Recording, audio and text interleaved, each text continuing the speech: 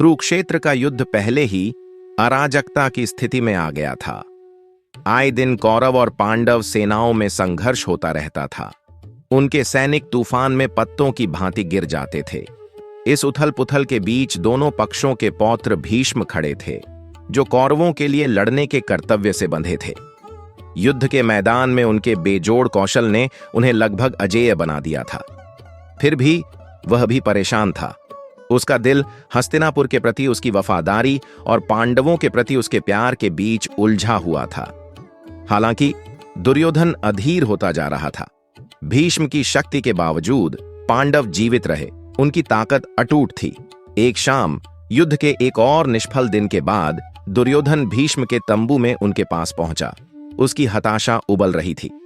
दादाजी, दुर्योधन ने अपना स्वर तेज करते हुए कहना शुरू किया, आपने मेरे लिए अपनी पूरी ताकत से लड़ने का वादा किया था, फिर भी पांडव अभी भी जीवित हैं।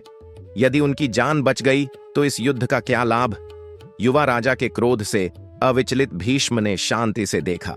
दुर्योधन, मैं सम्मान के साथ लड़ता हूं और मैं अपने कर्तव्य का पालन करने के लिए लड़ता हूं, लेकिन तुम्हें मुझ पर शक है। बहुत अच्छा, कल मैं यह सुनिश्चित कर दूंगा कि पांडव हार जाए। मैं पीछे नहीं हटूंगा। इस प्रतिज्ञा के साथ भीष्म ने अपनी दिव्य शक्तियों की ओर रुख किया और उस रात गहन ध्यान किया। स्वर्ग से उसने 5 सुनहरे तीर बुलाए, जिनमें से प्रत्येक अलौकिक प्रकाश से चमक रहे थे। ये तीर कोई साधारण हथियार नहीं थे। इनमें दिव्य प्राणियों की शक्ति थी। भीष्म ने उन्हें एक ही उद्देश्य से प्रेरित किया, 5 पांडवों को मारना। अगली सुबह जैसे ही भीष्म ने दुर्योधन को तीर दिखाए, उनकी चमक जबरदस्त थी। भीष्म ने घोषणा की, ये 5 तीर मेरी प्रतिज्ञा से बंधे हैं। वे कल पांडवों पर हमला करेंगे और आपकी जीत सुनिश्चित होगी। लेकिन निष्ठा के प्रति सदैव शंकित रहने वाला दुर्योधन झिझकता रहा। दादाजी, मुझे माफ कर दो, लेकिन मुझे बहुत बार धोखा दिया गया है। मैं इन तीरों को खोने का जोखिम नहीं उठा सकता। भीष्म की आंखें झुक गईं। उनका धैर्य कम हो गया। दुर्योधन, तुमने मेरी बात पर सवाल उठाकर मेरा अपमान किया है, लेकिन जैसा तुम चाहो वैसा करो। अनिच्छा से भीष्म ने तीर दुर्योधन को सौंप दिए, जिसने उन्हें भारी सुरक्षा के बीच अपने शिविर में बंद कर दिया। इतने दिनों में पहली बार दुर्योधन को आशा की एक किरण महसूस हुई। उस रात पांडव शिविर में युद्ध के मैदान के पार कृष्ण गहरे विचार में बैठे थे। उनके सर्वज्ञ मन ने खतरे को पहले ही भांप लिया था। क्या तुम्हें वह वरदान याद है जो दुर्योधन ने एक बार तुम्हें दिया था? अर्जुन ने सोचते हुए भौहें चढ़ा दी। हां, यह बहुत समय पहले की बात है, जब मैंने एक युद्ध में उसकी जान बचाई थी। उन्होंने मुझसे एक एहसान का वादा किया था, जिसे मैं जब चाहूं मांग लूंगा। कृष्ण जानबूझकर मुस्कुराए। वह समय आ गया है। आज रात आपको दुर्योधन के पास जाना चाहिए और उसके पास मौजूद 5 सुनहरे तीरों को मांगना चाहिए। उन तीरों में ऐसी शक्ति होती है जिसका हम सामना नहीं कर सकते।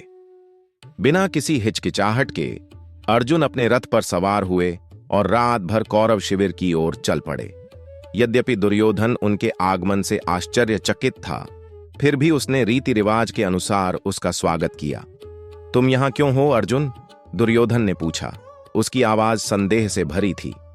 अर्जुन ने शांत आत्मविश्वास के साथ उत्तर दिया, मैं उस वरदान का दावा करने आया हूं जिसका आपने मुझसे वादा किया था। दुर्योधन अकड़ गया, लेकिन सिर हिलाया। अच्छे से, आप क्या चाहते हैं?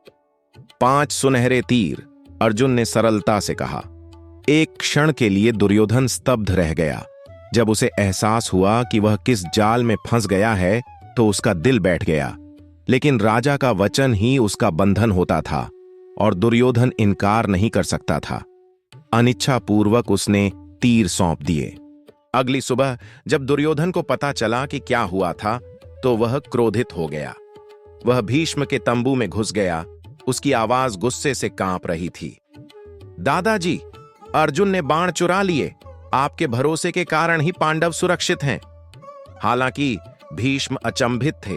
वह मुस्कुराया, मानो उसे इस परिणाम की उम्मीद थी। दुर्योधन, क्या तुम नहीं देखते? पांडवों की रक्षा स्वयं कृष्ण करते हैं। जब तक वह उनके साथ खड़ा रहेगा, कोई भी हथियार, चाहे कितना भी शक्तिशाली क्यों ना हो, उन्हें नुकसान नहीं पहुंचा सकता।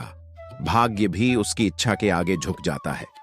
भीष्म के शब्दों में सच्चाई को महसूस करते हुए दुर्योधन ने अपनी मुट्ठी भींच ली, लेकिन वह इसे स्वीकार नहीं कर सका और इसलिए 5 सुनहरे तीर, जो एक ही दिन में युद्ध समाप्त करने में सक्षम थे, का कभी भी उपयोग नहीं किया गया। उनका दिव्य उद्देश्य हथियारों या ताकत से नहीं, बल्कि बुद्धि और रणनीति से विफल हो गया था। 5 बाणों की यह कहानी हमें विश्वास, नियति और दैवीय हस्तक्षेप की शक्ति की याद दिलाती है। महाभारत में यहां तक कि सबसे शक्तिशाली उपकरण भी कृष्ण के मार्गदर्शक हाथ के सामने शक्तिहीन थे। यदि तीरों का प्रयोग किया गया होता तो क्या होता? क्या युद्ध अलग ढंग से समाप्त हो सकता था? शायद।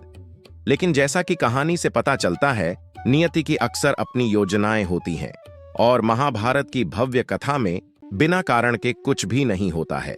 इस कालजयी महाकाव्य की अधिक अनकही कहानियों के लिए बने रहें। अगली बार तक आइए पुरानी कहानियों में छिपे पाठों की खोज करते रहें।